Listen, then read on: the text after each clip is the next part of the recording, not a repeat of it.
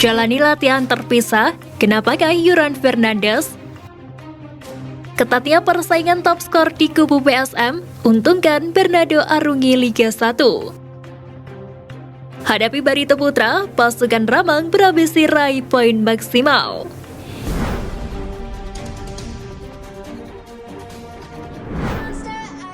Jalani latihan terpisah, kenapakah Yuran Fernandes? Sesuai jadwal Beri Liga 1, PSM Makassar akan menantang Barito Putra di Stadion Gelora B.J. Habibie Parepare pada Kamis 9 Februari mendatang. Laga PSM Makassar kontra Barito Putra di Beri Liga 1 diprediksi akan berjalan ketat. Pasalnya tuan rumah PSM Makassar butuh poin penuh demi terus panaskan persaingan di papan atas klasemen sementara BRI Liga 1. Kemenangan PSM Makassar kontra Arema FC pekan lalu jadi modal bagus juga aja sebelum menantang Barito Putra. Sementara Barito Putra juga tentunya incar poin penuh demi keluar dari zona merah BRI Liga 1. Sebelum bertandang ke markas PSM Makassar, Barito Putra sikat juara BRI Liga 1 musim lalu Bali United dengan skor 2-1. Hal itu tentu jadi modal bagus Barito Putra sebelum jajal kekuatan pasukan Bernardo Tavares PSM Makassar. Namun jelang PSM Makassar menjamu Barito Putra, pilar andalan juga Yuran Fernandes terlihat latihan terpisah di Stadion Kalegoa, Kabupaten Goa, Sulawesi Selatan pada Senin kemarin. Bek jangkung PSM Makassar Yuran Fernandes latihan terpisah dan dapat penuh latihan di bawah arahan fisioterapi. Kehadiran Yuran Fernandes di lini belakang PSM Makassar tentu sangat dibutuhkan. Apalagi PSM Makassar akan tampil di depan publiknya sendiri di Stadion Gelora B.J. Habibie Parepare. Kendati begitu, belum diketahui secara pasti ada apa sebenarnya dengan Yuran Fernandes hingga latihan terpisah dan dapat penuh latihan di bawah arahan fisioterapi PSM Makassar.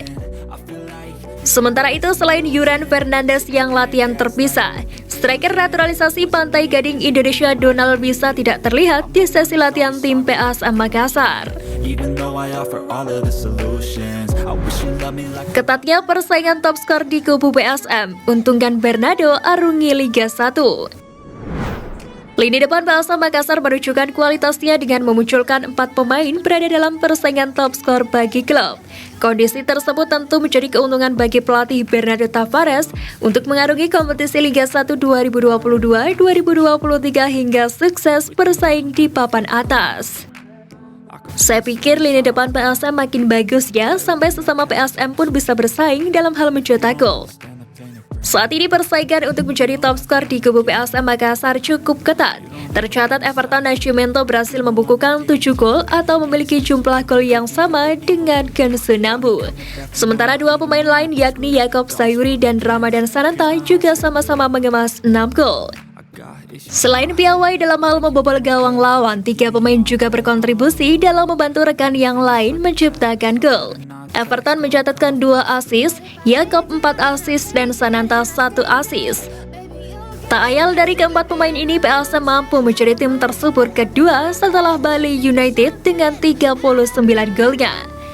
Jika diakumulasikan, sebagian gol tim Ramang hingga pekan ke-22 ini tercipta dari mereka dengan 26 gol. Tentu dengan torehan tersebut kian menambah kekuatan tim jika keempat pemain ini memiliki kontribusi terhadap torehan PSM yang tetap eksis di papan atas.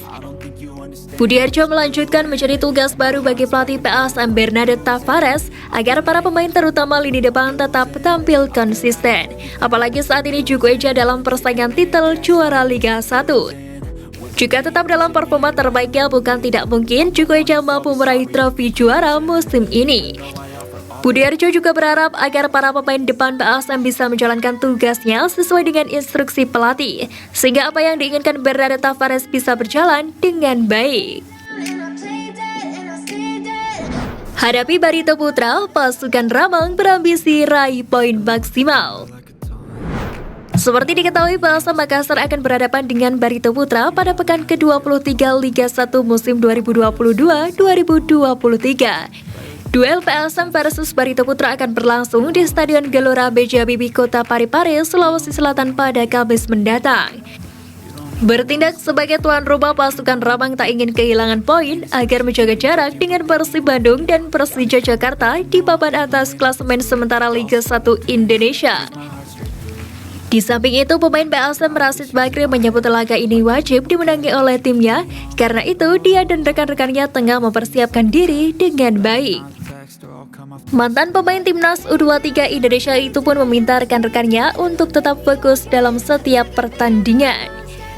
Sementara itu, pengamat sepak bola Astika Prasak menilai PSM saat ini memiliki mental juara. Dia pun berharap anak asuh Bernardo Tavares agar tetap fokus di setiap laga. Peluang juara masih ada. Saat ini PSM hanya perlu berjuang habis-habisan agar memenangi pertandingan setiap laga, ujarnya. You understand what you're doing, and my heart's black and blue from the bruising. I feel like when I'm with you I'm losing. I feel like you think that this amusing, sitting there gaslighting and confusing. Was it me? Is it me? Am I deluded? I'm the one who's always sorry, the conclusion, even though I offer all of the solutions.